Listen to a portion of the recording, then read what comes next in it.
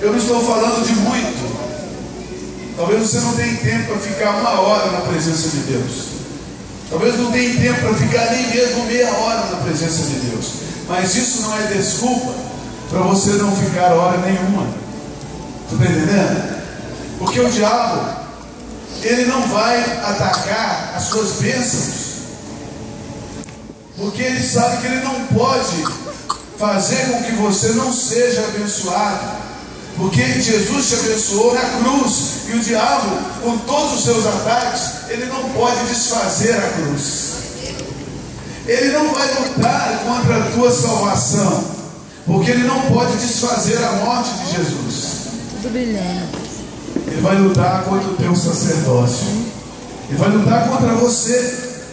Ele não vai conseguir anular a cruz. Então ele vai tentar anular você de exercer o teu sacerdócio diante de Deus.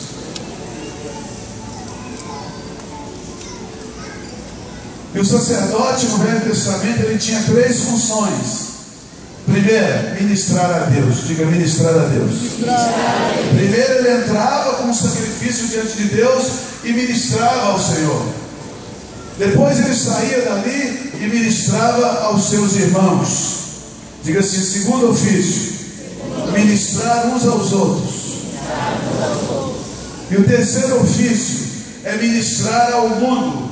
A nossa ministração a Deus e a nossa ministração ao mundo, elas geram um testemunho para o mundo. O mundo olha para você e vê você de uma forma diferente. Amém? Diga: eu sou diferente. Eu sou diferente. Eu faço diferente. E eu faço a diferença. Eu faço a diferença. Diga: todas as manhãs eu preciso buscar a Deus. Abra sua Bíblia em Atos capítulo 17, por favor. Diga: todas as manhãs eu preciso buscar a Deus.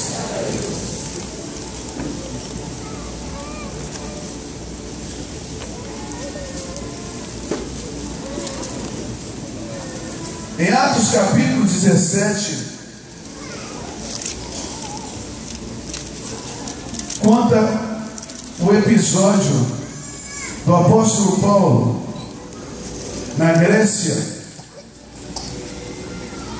No versículo 16, eu não vou ler o texto todo, é um texto bem longo, mas começa no versículo 16. Paulo estava em Atenas, na Grécia, esperando a sua equipe missionária. Ele começou a observar os altares, cada um para um Deus: o Deus da chuva, o Deus da guerra, o Deus da fertilidade, o Deus da morte, o Deus da vida.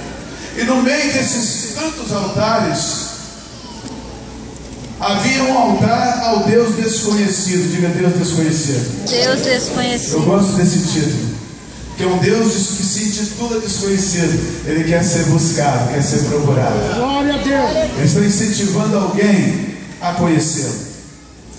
O apóstolo Paulo, ele começa a ficar indignado, começa a falar. Então aqueles homens sábios o convidam para que ele possa falar em público a respeito dessa nova doutrina.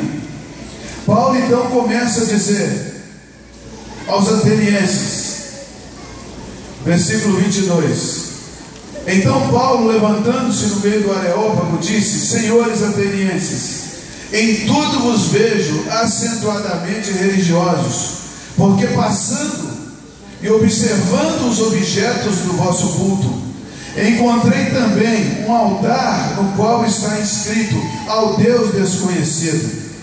Pois esse a quem adorais sem conhecer é precisamente aquele que eu vos anuncio. Glória a Deus.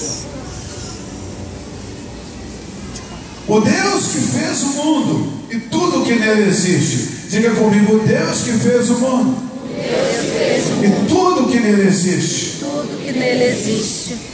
Sendo ele Senhor dos céus e da terra, ele não habita em santuário feito por mãos humanas, e nem é servido por mãos humanas, como se de alguma coisa precisasse.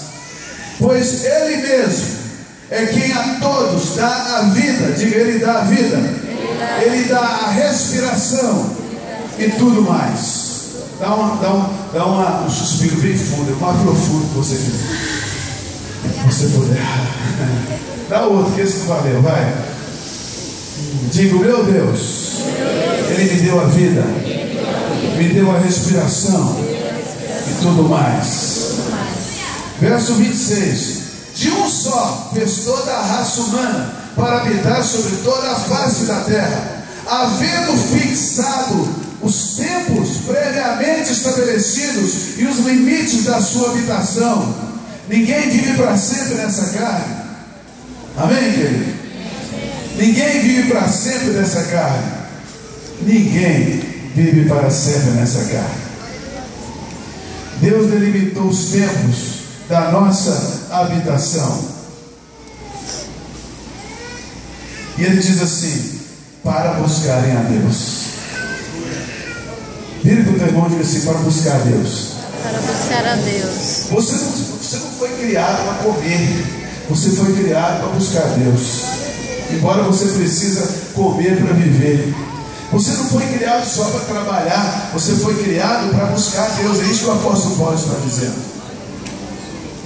Qual o propósito para o qual Deus te criou? Buscar a Deus. E uma vez que você descobre isso, o que é que você vai fazer? Ah, pastor, eu vou buscar a Deus. Eu vou todo domingo na igreja. Não, 1000 vezes não. Você não existe para comer e você tem que comer todos os dias. Agora você existe para buscar a Deus e vai buscar uma vez por semana? Não. Quando você encontra o propósito da sua vida, você encontra felicidade. Quando você encontra o propósito da sua vida, você encontra prosperidade. Quando você encontra o propósito da sua vida, você encontra alegria no meio da tristeza, beleza no meio da cinza. Quantas mulheres sofrendo dentro do casamento, porque o ideal delas é ter um casamento maravilhoso. Como é que você tem um casamento maravilhoso se tem 2 pessoas que não são maravilhosas? Como é que isso pode acontecer? Tantas pessoas sofrendo porque não tem dinheiro, outras sofrendo porque tem muito dinheiro. Tudo causa sofrimento. Uns porque estão sozinhos, outros porque não gostam da companhia que tem. Tanta insatisfação. Às vezes reclama da comida sentado na mesa, quando aquele que não tem nada para comer reclama da falta da comida. Só tem uma coisa que nos satisfaz. Aquilo que preenche o nosso propósito de existência é a presença de Deus. Só a glória de Deus me satisfaz. Só a glória de Deus me satisfaz. Levante a sua voz e diga: só a glória de Deus me satisfaz. Diga: só a glória de Deus me satisfaz. Só a glória de Deus me satisfaz. Aleluia. Aleluia. Só tua glória. Só tua glória. Só tua glória. Aumenta o teclado pra gente, por favor. Só tua glória me satisfaz. Aleluia! Glória a Deus! Só tua glória, Só tua glória, só canta pra ele. tua Levante a sua mão e diga: Senhor, só tua glória, só tua glória, só tua glória me satisfaz. De um só fez toda a raça humana para buscarem a Deus. Vire para a pessoa do seu lado e diz assim: você existe para buscar Deus. para buscar Deus. Pastor, eu não tenho tempo. Será? Vamos ver se você não tem mesmo. Eu não estou falando de buscar a Deus o dia todo. Eu estou falando de buscar a Deus todos os dias. Eu Eu não estou falando em buscar muito, eu estou falando em buscar sempre. Tem gente que jejua 3 dias, radical, mas daí passa 3 meses, a vida continua. Constância, diga constância. Constância. Quantas horas tem um dia? 24 horas. Quantos minutos tem uma hora? Então um dia tem 1440 minutos. Diga 1440 minutos. A música Poderoso Deus, por exemplo, tem 12 minutos. Suponhamos que você fala assim: eu vou adorar, Senhor, eu antes de sair do trabalho, eu quero te prestar um culto, mas eu só vou adorar enquanto essa música durar. Aí você arruma um cantinho na sua casa, um lugar onde você só adora naquele lugar. Talvez arrume um tapete, eu sei que você não é muçulmano, mas eles não têm copyright no tapete, você pode pegar o seu tapete, jogar no cantinho do seu quarto. Aquele ali é o cantinho. Por que tem que ter um lugar? Porque tem dia que a sua alma não quer, tem dia que nem a sua alma e nem o seu corpo quer. Aí você vira e diz assim: minha alma, espera em Deus, porque eu ainda vou adorá-lo. O corpo não quer, a alma não quer, mas você vai para aquele cantinho, vai para cima daquele tapete. E a Bíblia diz que o teu pai vê em secreto, não ouve. Senhor, hoje eu não estou com vontade de falar nada, então não fala nada. Ele vai ver você lá e vai dizer: lá está o meu filho amado, lá está a minha filha amada. Aleluia! Aleluia! Ele vai chamar os anjos e dizer: venham ver. É disso que eu estou falando. Vai chamar os arcanjos: olha lá, é disso que eu estou falando. Eu criei ele para isso, eu criei ela para isso. Deu 1440 minutos. Menos 12. E dá só 1428 para você. Então não venha com essa que você não tem tempo. Na verdade, você está no meio de uma guerra.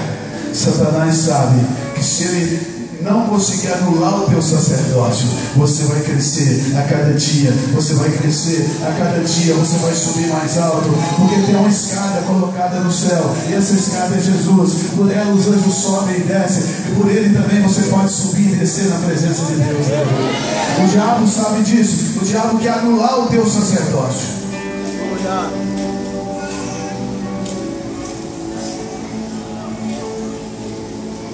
Diga 10 minutos. Eu tirei mais 2 minutos para você.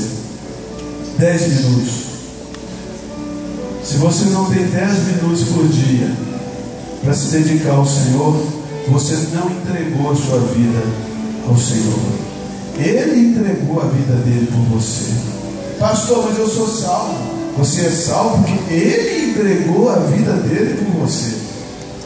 Hoje eu não estou falando disso, eu estou falando de você entregar a sua vida para ele.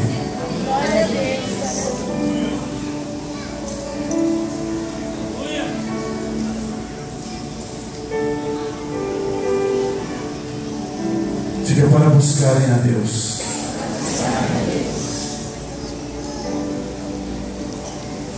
Gênesis capítulo 2, versículo 7 fala da criação. Gênesis 1:26 fala da criação, mas Gênesis 2:7 explica a criação. É muito interessante, porque é um tutorial da criação, né? Gênesis 1:26 fala da criação, mas Gênesis 2:7 é uma explicação, é um manual. Ele dá um quadro assim, como foi que Deus fez a coisa acontecer. 2:7 diz assim: então formou o Senhor Deus o homem do pó da terra. Diga: corpo. Ele soprou nas narinas o fôlego da vida. Diga: espírito. E o homem passou a ser alma vivente. Diga: alma vivente. Alma vivente. Diga: todas as vezes que Deus sopra sobre alguma coisa, Ele cria vida. Amém, querido? Então foi assim que Deus criou o homem. Deus formou e soprou. Diga: soprou. Soprou. A questão, meu querido e minha querida, é que Deus não muda. Diga, Deus não muda. Deus não muda. Imutabilidade faz parte do caráter de Deus. Faz parte. Significa que da mesma forma que Deus fez alguma coisa no passado, Ele faz hoje e vai fazer amanhã. Glória a Deus. O que Deus pensava no passado, Ele pensa hoje e vai pensar amanhã. Agora abra sua Bíblia em Jó, capítulo 33, verso 4. Nós lemos como que Adão foi formado. Agora você vai ver como que você foi formado.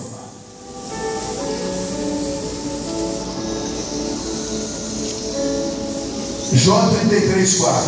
O Espírito de Deus me fez, e o sopro do Todo-Poderoso me dá vida. Glória a Deus. Vamos dizer junto: o Espírito de Deus me fez, e o sopro do Todo-Poderoso me dá vida. Vire para a pessoa seu lado e diga assim: o Espírito de Deus te fez, e o sopro do Todo-Poderoso te dá vida. Ou eu quero traduzir isso para você. A ciência sabe mais ou menos quando os cromossomos X e Y começam a se multiplicar. Eles sabem mais ou menos quando a vida biológica começa, mas a vida espiritual não. Quem explica a vida espiritual é a palavra de Deus. Eu vou contar para você uma história. Quando a tua mãe estava grávida de você,